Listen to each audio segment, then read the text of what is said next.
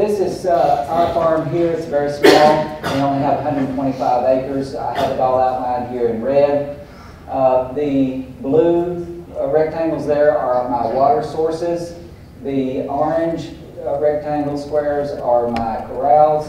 And the dotted lines there, those are the temporary fences on the interior, and just sort of how we have this set up. That's my house right there where that is. And this is a small holding pen, which we'll talk about a little bit later. But this is basically a fescue pasture, and it is infested. I'm certain with identified, even though I have not had it tested, because the cattle that I brought in had never grazed fescue before, and in a matter of months I had some cattle that lost their switches off the ends of their tails, so I'm certain that I have identified infested fescue here. I've tried to mitigate that with sowing some orchard grass and also some red clover, which we'll see here a little bit later. Then we were fortunate to buy some property across the road, and here we have our hay field, which has AU Triumph identified free fescue. We put that out before we knew there were identified novel fescues. And we also have persist orchard grass and some red clover here. Last summer we sprigged this area, about 20 acres with Tifton 44 Bermuda, and we plan to sow pearl millet here to try to have some summer forages to supplement our fescue whenever it goes into the summer swamp area in July, August, and September. So that's kind of where we are. We have these 8, 9, 10, 11 paddocks here. We rotate them through once a week, and that works out pretty well for me because I do have a day job. And so I rotate them on the weekends, and a week seems to work out really well. I didn't run out of grass last summer, and I didn't run out of grass this winter. We'll talk more about that here in just a minute. Okay. What do I need to get started? You get home, you think, wow, now what? There's nobody there for me to ask any questions, but I will tell you this. Dr. Lacefield has been wonderful to respond to me whenever I would have a question, say, well, you know, should I do this or that? And I send him an email, and then he responds to me usually the same day, so I certainly do appreciate the support of Dr. Lacefield. Also, Kevin Laurent has been out here calling Dr. Roy Burris and my extension agent, Todd Powell. And I appreciate all the input that they had given me along the way after the class was over and we all went home. So what do you need to get started? You need, of course, fencing, water, and forages. We'll talk about the fence components first. You need permanent perimeter fencing, temporary interior fencing, and of course a good fence charger. On the perimeter fencing, this is my place here. Make sure you have tight permanent perimeter fencing to establish, as I'm sure Jeremy will talk about, that physical and mental barrier on your cattle. We put up this perimeter fence. It consists of 7 strands of high tensile wire. 3 of those are hot. Was the Gallagher turbo tape. This is not meant to be a Gallagher commercial, although I will say about Jeremy McGill. When the class was over, I called him several times. I have his number in my cell phone. He probably wishes I would lose it. But I've called him several times for recommendations on what should I do here, what should be there, how far apart should I put the post, what kind of wire should I get, and he always answered my questions, and if he wasn't available, call me back promptly, so I do appreciate him as well. But anyway, we use the turbo tape. I like the tape better than the wire. I've had some people tell me they like wire better, some like tape better. I bought both and then quickly decided I like the tape better. Anybody in here have deer on their farm? Unfortunately, mine's covered up with them. And they see that tape a whole lot better, and they'll keep from if they don't tear it down here as badly because they can see it and go over it or under it, but not through it usually. So, like I said, it's very easy for the cattle and the deer to see, and plus the turbo tape has more wire in it than the regular Gallagher tape, so it carries a harder charge, in my opinion. We bought about 10 rolls of this to start out, 660 feet in a roll, and it costs about $40 a roll. For every roll of fence you buy, get a reel. You need to get a reel that'll hold that same amount of whether it's wire or tape, because that will protect your fence and make paddock construction and destruction a whole lot easier if you have those reels. So don't think that you can get by without them, or you can hold it up on a back stick or something else. You need to go ahead and buy those reels because that will make the fence last a whole lot longer. We bought about 10 of those reels because we bought 10 rolls of tape, and they were about 25 bucks a piece at my local farm store. We use these little tape connectors here too. Those things work really well. Now those aren't Gallagher, I think they're Reba or something like that, but they work really well to connect that tape. If you try to connect it like I did at first by tying a knot and then tying it together, then by the time you take the paddocks up and down and move it back and forth, then your ends are all messed up and you lose some connectivity there. But if you join those things with what's meant to be used to join these little connectors, they work really well. That's just kind of a little tip from me there on what works for me. Buy a good quality post, and lots of them. We bought about 200 of these posts. I don't know if you maybe can barely see them here, but there's a line down here. There's another line there. There's another line there. I try to keep mine a little bit ahead. You know, sometimes in the summer when you're moving fence, the ground gets hard. It's hard to put those tread-in posts in. So if I got a time when it had just rained, I try to go ahead and put up several rows of posts for future grazing paddocks while the ground's soft, and I can tread those posts in. It works good for me. And the same thing goes in the winter. When it's not frozen, of course this year we didn't have winter, but when it's not frozen, I go ahead and put those posts in the ground so that it's easy to do before the ground freezes. Like I say, all these posts, again, these are Gallagher posts. Buy a good quality post because I think it'll save you time and money. Here's a reel of tape hanging on that post, and you can see it nailed in and it's holding it up well. We bought about 200 of these Gallagher posts, and again, they cost about $2.50 a piece at the place that I buy them. At the corners, we use metal pigtails. Now, these aren't Gallagher, Jeremy, but I couldn't find any at the place where I went. These actually came from TSC. But at the corners, there's a lot of tension. And if you put tension on those fiberglass posts, sometimes they'll bend. I'm not hitting on the blade, but sometimes they'll bend, and if they bend, then the fence gets lowered, and cattle are tempted to step over it. But I use these metal pigtails at the corners, and I can pull really hard and keep that tape nice and tight and not have to worry about it bending. As I say, they hold the tension better than the fiberglass posts because they won't bend. And again, I couldn't find the Gallagher pigtail post, so we bought these, whatever they had at TSC. Use a low impedance charger with enough joules of power to cover the full range of your fence. This one here is a 6 joule output, and the package when I bought it, right there it says 6 joule. The package when I bought it says it'll cover 100 miles. We have 2 miles of high tensile wire, but 3 of them are hot, so that's equivalent to 6 miles. So you need to make sure that you have a charger that's hot enough to cover the full range of your fence. Be sure that it's grounded properly.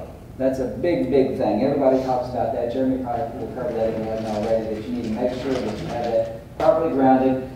Right here, I should have pulled the weeds before I took the picture, but right there is the ground rod. It's connected with some covered wire here, and there's another ground rod about there, and then another one about right there, and they go down the side of the barn, and we put them right in the eave of the barn. The charger's plugged in on the inside of that barn because that tends to stay moist, and so you get good grounding there with your ground rods because, like I said, because the ground does stay moist under the eave of that barn most of the time. Test it.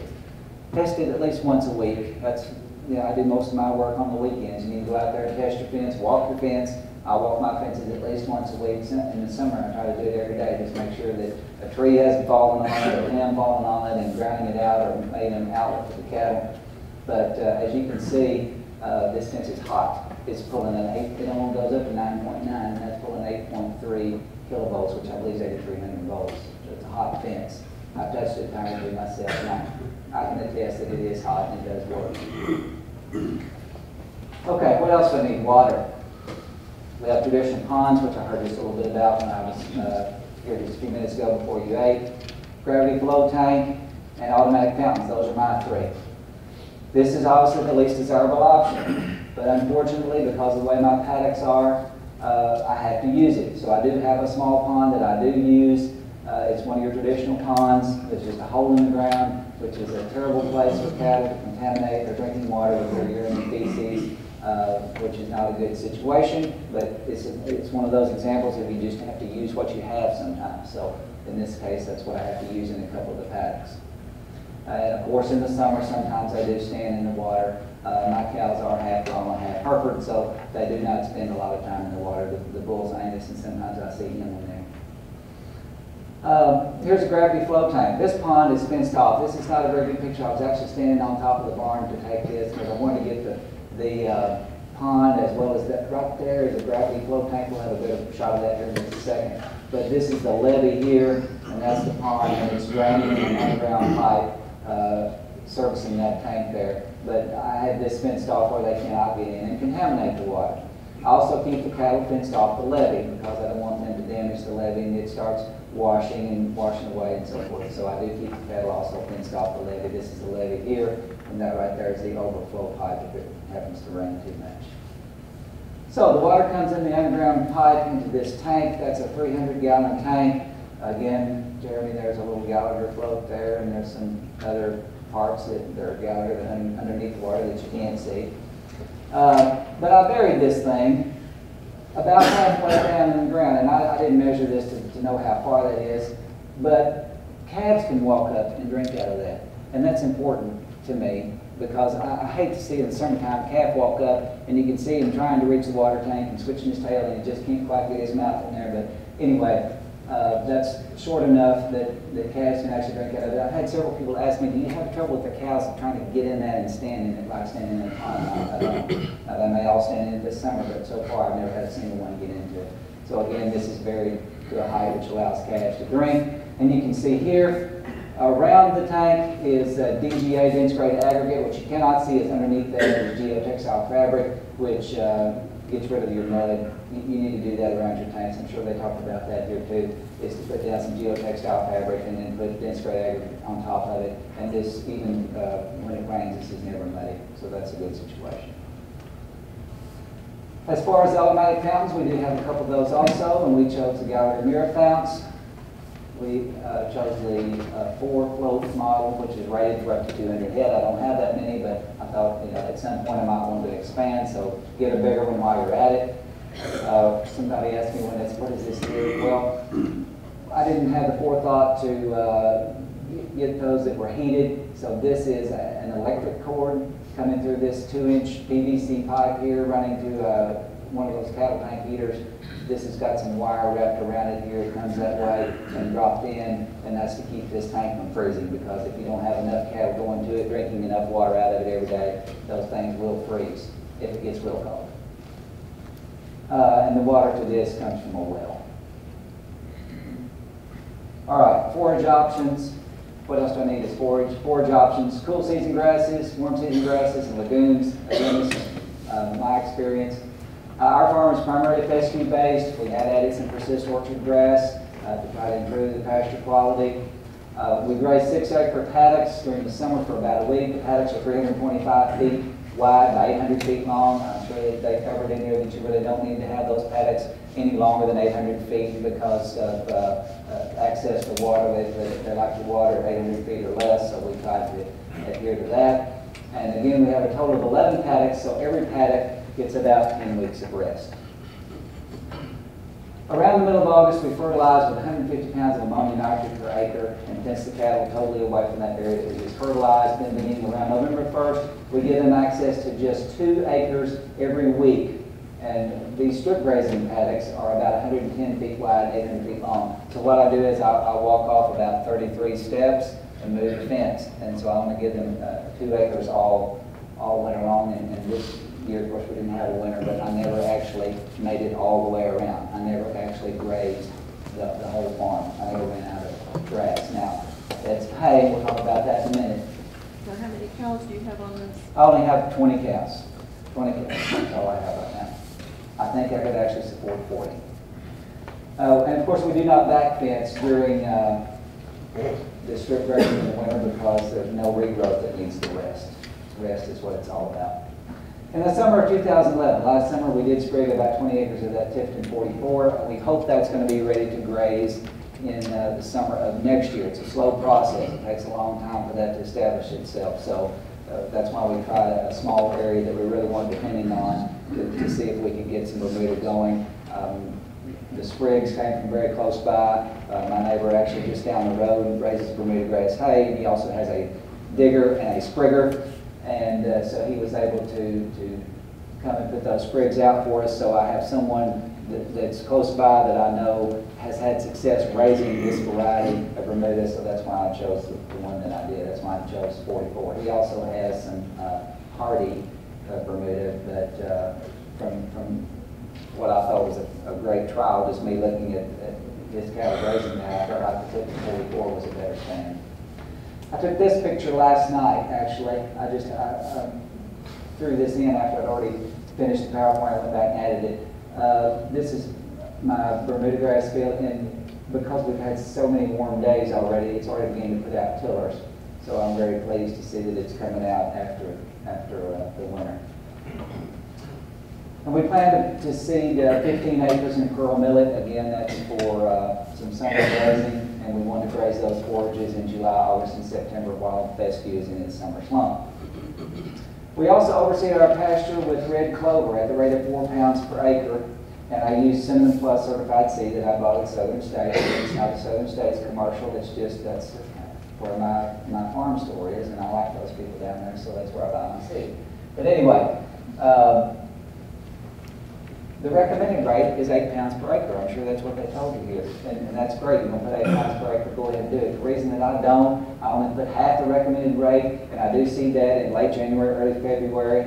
And I do it every year at half the rate instead of every other year because if I have a crop failure, we don't have enough moisture or whatever, then I haven't put out as much money, you know what I'm saying? So you put it all out there. It's just, I'm an over-conservative, I can't help it, it's the way I was raised. So I put half the recommended rate, and then if I have a failure, I haven't lost as much.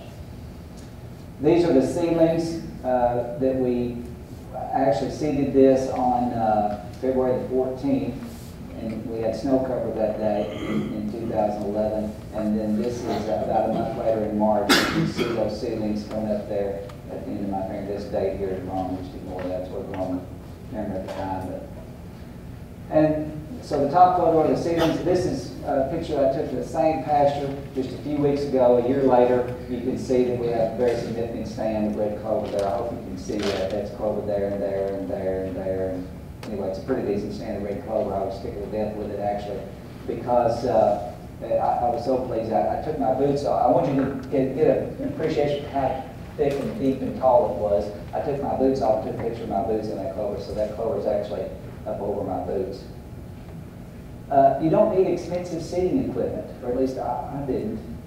I bought this little hand seeder from Southern States at about $35, and I mean, it takes some time walking across there, but I wouldn't do anything else anyway, so. Excuses. This won't work on my farm because some people say they don't have time for this. They don't have time to move all those fences, move all those posts, and neither do I. And I'm not saying that my time's any more precious than yours. Don't take this the wrong way, but I'm just trying to give you an example of what I can do and how my life is. I work a day job, and I'm gone from home 60 hours a week. I'm gone Monday through Friday for 11 hours, and I'm gone for 5 hours every Saturday, so I'm working 60 hours a week in an office, and I still find time to do this. I'm also a part-time livestock auctioneer and a part-time beef cattle farmer. So it really doesn't take that much time. Just 1 hour every week to move that fence, and that's really not that much time invested. That's my son Jacob there with me. He's my right-hand man. Some people say my cows can't be trained. I promise you, you can train your cows. What I do when I bring new cattle in, or when I first started doing this, is confine them to a holding pen or a corral for about, that's my corral right out in front of my house there. I confine them to that holding pen for about 24 hours. And then put temporary fencing along the inside of the permanent fencing in a small area. And that's what we did here. This is that little field that you may remember from the very beginning that was right in front of my house. It's just a little 2-acre paddock. And what we did was we took this temporary fencing and strung that all along the inside of the perimeter fencing.